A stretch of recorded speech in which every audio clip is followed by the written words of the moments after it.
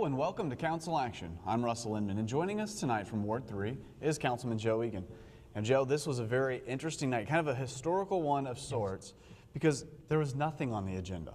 Nothing. We had special presentations, but that was really the heart of it. There's no first readings, there's no second readings, there's no old business or new business. And we didn't even have any hearing from the citizens. We didn't have anybody come up and talk about how their neighborhood was doing or what they'd like to see improved. So this is really kind of a historical meeting. Which is probably a good reason why I'm here then. No, it was the first time that anyone on the council could remember anything like this happening. We had nothing at all, and then none of our citizens came up and spoke. Right. So I guess it's a cold Monday winter's night and everyone's staying in. And a lot of that is because of the recent bouts of weather that we've had. As President Shodroff pointed out, the snow emergency canceled a planning and zoning meeting, which is where we usually get a lot of our business, comes after planning and zoning. So that put us in a bind for things to talk about tonight. But I think we muddled through it. I'm glad that we had two very good presentations. The floodplain presentation and, of course, the Christian Hospital presentation. It was worthwhile, and it gave us a little more time to maybe pay more attention to those. Yeah, the flood insurance program sounded like a rating system. They've kind of looked at the area, they've looked at the demographics for Florissant and the ground layout, and look, there's some cost savings that they're going to be able to pass on to residents now. Yes. You know, and that's a program that we've been involved in for over 40 years. As a matter of fact, Mayor Schneider used to be the administrator of that program when he was employed by the city.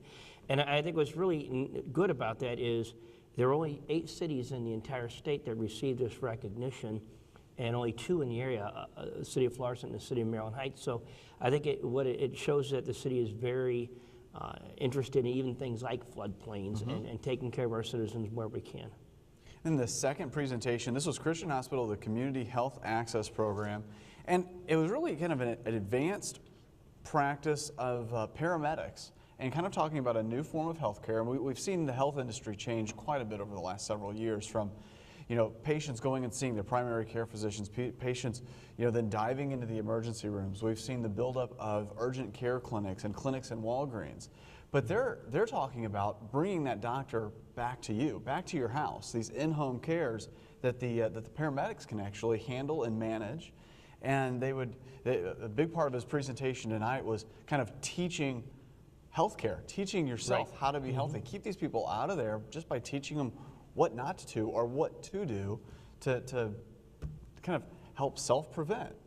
Yeah, I think it's, as Chris said in the presentation, it's the future of healthcare, the future of EMS servicing. Matter of fact, they even talk about changing the name of EMS. But it is important that a lot of people don't know how to take care of themselves, and their only resources go to the ER. And if any one of us have been to the ER with a kid, or a kid falls down and breaks an arm, the waits are just incredible, and their ERs are so taxed. And I think that this program ideally is going to reduce the impact that it has on the ER, which would actually frees them up for more emergent situations. And I think the goal is to improve health in the community, and I think if it's handled correctly, it will. I think it's positive. It sounded like there was going to be a lot of it was going to focus on a better screening of those calling in. So if you're calling in, you're at home, you've got an emergency, you're calling 911, as it's getting to the dispatcher, they're going to be able to ask better questions. And they're going to figure out, is this a true emergency, or is this something that could... Medic is more cost effective than a doctor and a doctor's time. And so by having them reach out, actually go into the community and actually stopping by houses and households that they've targeted, they can reduce the trips and they can reduce overall cost to the facility. Makes sense. It'll be interesting to see how this plays out here and going forward in other communities. I think we're going to see this play out the next 5 years. It'll be a complete different world than we're looking at today. Well, beyond this, Joe, that really was the meeting. But when the council had their announcement times, we heard a lot of different things, changes in the city of Florissant. One of them, public was concerned that Barnes & Noble looks like they're closing up at the Cross Keys Center. Yeah, that is really unfortunate, and Cross Keys has kind of been a gem up there for some time now, and it's a great area to go up in. I personally go to Barnes & Nobles, and when I heard about this, because I'm one of those guys who like a book in my hand. Yeah.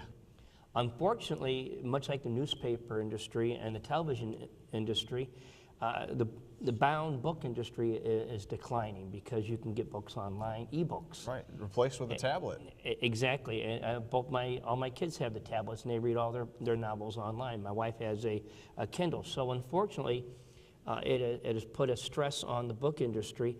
And this was not particular just to Florissant. This is, Barnes & Noble is going to close quite a few stores nationwide. The mayor and the administration and Bob Russell continue to work hard to prevent this. It's not really good news. I'm not very optimistic. I believe they'll be closing on the 28th of February. But Sandstone Group has been in negotiations with another tenant to come in as soon as possible to fill that vacancy up there. So we might have a vacant building for a short amount of time, but I think in the long run, we're going to be okay up there. Well, Cross Keys Plaza has been, like you said, a gemstone for the city of Florissant. There really hasn't been a vacancy issue. Deals left just a few months ago, but there's already a deal planning on going where Deals was. I think you're going to find out within the next month or so. The news will be good on the Deals location. I'm personally optimistic. I know Bob Russell and the mayor and administration have been working very hard to fill that right away.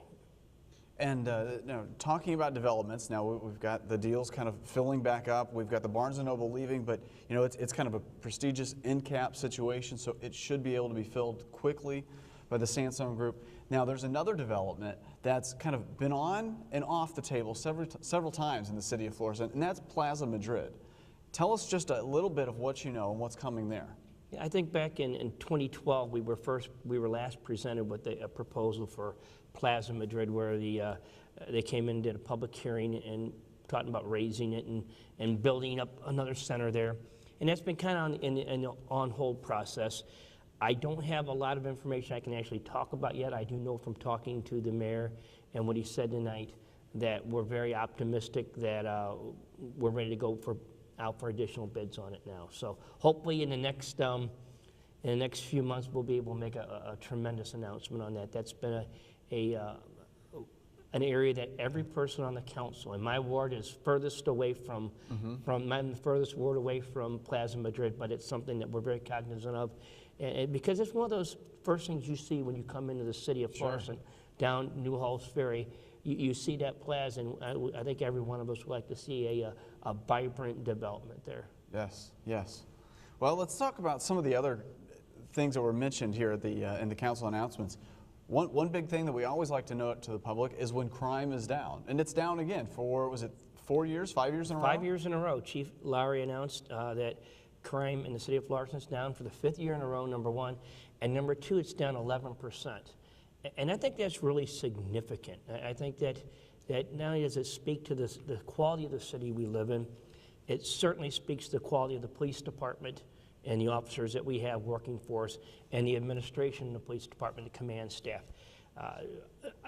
It's always good when you hear that crime is down, but crime is one thing that affects every single one of us, whether we're actually victimized or it's one of our neighbors or one of the people down the street or someone at church we know. So when we hear that crime is down, it's something that's good for the entire community. And Florissant was also named as one of the best places for senior citizens to kind of move into and live. Now, tell me about the publication that posted us in that regard. There's an online real estate blog website called Novoto, N-O-V-O-T-O, and they did a ranking of the best cities in America for senior citizens, for retirees to live, and Florissant ranked number one, and which is just fantastic. They did their study on 5 different categories. Okay. Cost of living, the weather, which included air and temperature, crime. I can't think of the other two. Crime, 2 other ones. Probably services for the seniors. Senior services, and I can't remember the last one. But the point I want to make is we all know it's a great place to live here. Now we're being recognized nationally that it's a great place to live. We have a lot of really cool programs for our senior citizens. A lot of seniors don't realize that we have a senior dining center that we operate every day of the week, Monday through Friday. They can go in and get a very good, healthy, nutritious meal like right around $5, and they get to meet with other seniors. We have all the dances. We have the Valentine's Day dance coming up. We have the St. Patrick's Day dance coming up. We have the Flirt Bus program. There's so many things we do for seniors, but we also do. I think one of the most unused things during the winter is the community centers. And we've talked about the weather, how cold it's been. What a great opportunity. You can take the kids up to the community centers, let them play in the game room, or take them to the aquatic center and swim. Right. And take them to gym for open gym time. And we have that, and a lot of cities don't have the quality of facilities that we do. So we have programs for not only our seniors, but everyone of all ages. Well, what else is going on in your ward specifically, Joe? You know, Ward 3, thankfully, has been very quiet. The winter has kept people in, and now we had a great day yesterday, and it was really fun. I was out in my yard all day to see people come by and talk to the neighbors that were walking the dog or the kids. The big thing that is really great in Ward 3 that I want to really tout is Max's Meat and Deli. I don't know if you've been in there. They have opened up, the meat shop has opened up a deli, a full-service deli attached to it. And it is fantastic. The food is great, the folks are great, the sandwiches are incredible, and it is a real neat addition to Ward 3 in the city of Florissant. I was hesitant to see how good it would take off because it's kind of tucked in Villa del Cresta Shopping Center. But every time I go in there, it's just packed with people. And much like Daily O's up on Lindbergh, good food, great people, and it's a great atmosphere. A lot of TVs in the place, so I would ask our residents to give them a shot. And the meat side of it, the butcher shop side of it, has taken off. New owners came in last year, and they spent about a year or so trying to decide the direction they want to take it. And they're doing a lot of specialty meats, a lot of smoking up there. And one of the things that they're doing, they have an array of bratwursts. They probably have 14 or 15 different bratwursts. And so I encourage people, go in there. If you haven't been to Max's in a long time, go in there and say hi and meet the folks up there, Mark and his gang and Beryl and his family, and try some of their products. And I guarantee you'll be back. Good deal. Good deal. Well, Joe, I appreciate you taking the time to go through a very thin meeting. Thanks for talking about your ward and what's going on in the city of Florissant. We appreciate it. We'll see you in 9 more meetings. All right. Thank you. Bye. And thank you for watching. This has been Council Action. We'll see you next time.